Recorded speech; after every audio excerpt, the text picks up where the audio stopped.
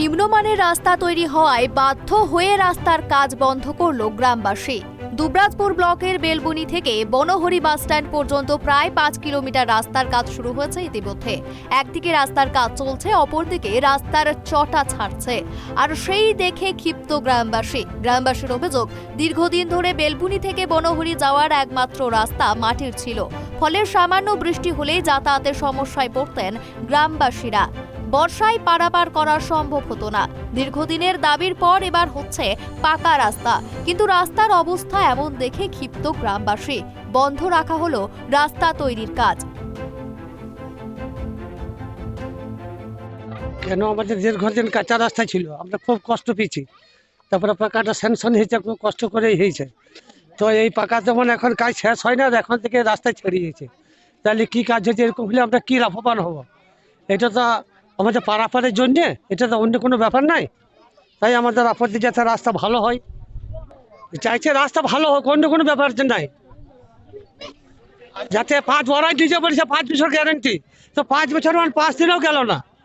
এটা কিভাবে কি কাজ হচ্ছে আমরা তো কিছুই বুঝতে পারছি না। এমন ঘটনায় শুধু গ্রামবাসী নয়, স্থানীয় পঞ্চায়েত প্রতিনিধিও ক্ষিপ্ত। গ্রামবাসীরা যে কাজ বন্ধ করে দিয়েছেন সেই খবর পেতেই ঘটনাস্থলে পৌঁছান পঞ্চায়েত প্রতিনিধি। এলাকার পঞ্চায়েত সদস্য ঘটনার কথা স্বীকার করেছেন।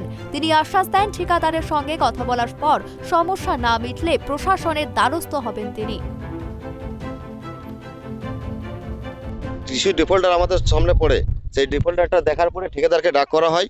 ঠিকাদার বলেছে হ্যাঁ এটা ডিফল্টার আছে, এটা মেরামতের দায়িত্ব আমার থাকবে। সে বলেছে যে ডিফল্টার যা কিছু বেরোবে সেই কিছু ঠিক করার দায়িত্ব আমার। এই জন্যে আমি এখন ঠিকাদারের অপেক্ষায় আছি, সে আমাকে কি জবাব দিচ্ছে দেখ, তারপরে আমি আগের রাস্তায়। কি হয়েছে রাস্তায়? রাস্তায় বলতে আপনার এই পিচটা পড়ার পর পিচের যে চটা একটা উঠতে আমরা দেখতে পেয়েছি, ফাঁপ ধরেছে। সেই ফাঁপটা ঠিকাদারকে দেখানোর পরে সে স্বীকারোক্তি করেছে হ্যাঁ এই জায়গাটা ডিসপ্লট আছে, ওই জায়গাটা আমি মেরামত করব। আমরা গোটা রোডটাই দেখে নিতে চাই যে আরও কোনো জায়গায় যদি কোনো জায়গায় ডিসপ্লট বেরোয় সেই জায়গাটা গোটাটাই ওকে মেরামত করতে হবে। প্রসঙ্গত, এই রাস্তার জন্য দীর্ঘদিন দাবি জানিয়ে এসেছেন এলাকাবাসীরা। বেশ কয়েকবার অবরোধ করা হয়েছে রাস্তা, এমনকি ওই রাস্তায় বিডিওকে ঘিরে বিক্ষোভ প্রদর্শন এবং বিডিওকে হাঁটিয়ে রাস্তার অবস্থাও দেখান গ্রামবাসীরা। তারপরে গ্রামবাসীদের ভাগে আসে এই নতুন রাস্তা, কিন্তু রাস্তার অবস্থা দেখে আবারও ক্ষিপ্ত গ্রামের মানুষ। রাজনৈতিক মহলে শুরু হয়েছে জোর চর্চা। এই সরকারের প্রতিটি প্রকল্পে যে দুর্নীতি মিশে গিয়েছে তার অভিযোগ তোলেন স্থানীয় বিধায়ক।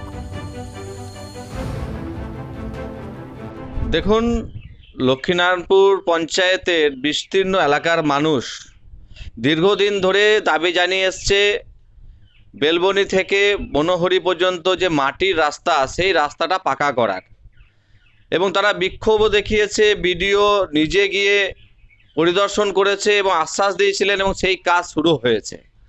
কিন্তু আমরা কি দেখতে পেলাম, সেই রাস্তা যখন হচ্ছে, একদিকে রাস্তা হচ্ছে আর সমস্ত পিচ উঠে যাচ্ছে।